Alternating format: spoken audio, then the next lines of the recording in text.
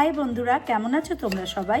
আজকে বানাবো ভিন্ডি দিয়ে আর আলু দিয়ে ভাজি, মানে ঢ্যাঁড়স আলুর বাঙালি করে ভাজি।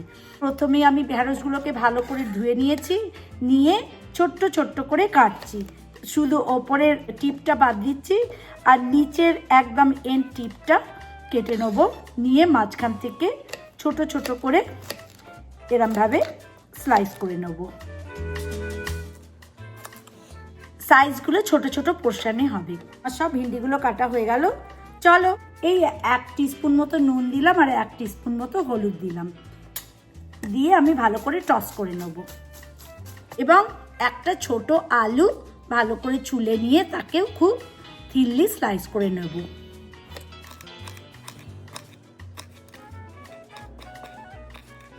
এরপরে ঢ্যাঁড়স এবং আলুটা একসঙ্গে নুন দিয়ে হলুদ দিয়ে টস করে নেব। প্রথমে আমি ফ্রাই প্যানে এই অ্যারাউন্ড 4 টেবিল স্পুন মতো অয়েল দিলাম। তেল গরম হয়ে এলে এর মধ্যে আমি 2টো শুকনো লঙ্কা দেবো। তেলটা রেডি হয়ে গেছে। এবার আস্তে আস্তে আলু আর ঢ্যাঁড়সটা তেলের মধ্যে দিয়ে দেবো।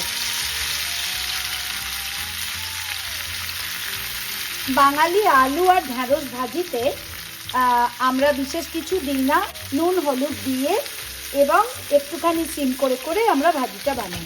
তো এর উপরে চাপা দিয়ে দিই।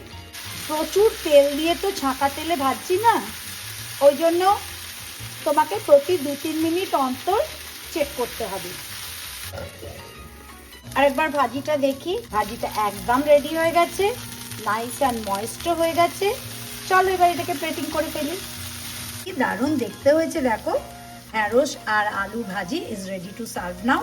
চলো প্লেটিং করে ফেলি। আমার ভিন্ডির ভাজিও রেডি, আমার ডিনারও রেডি। সো আমি তোমাদের খেয়ে বলি চলো কেমন হয়েছে। রিয়েলি ভালো হয়েছে।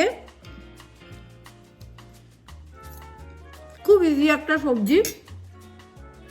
আজকে আমি তোমাদের শেখালাম একদম ট্রুলি বাঙালি স্টাইলের ঢ্যাঁড়স আলু ভাজা, মতলব ভিন্ডি আলু কি ভাজি।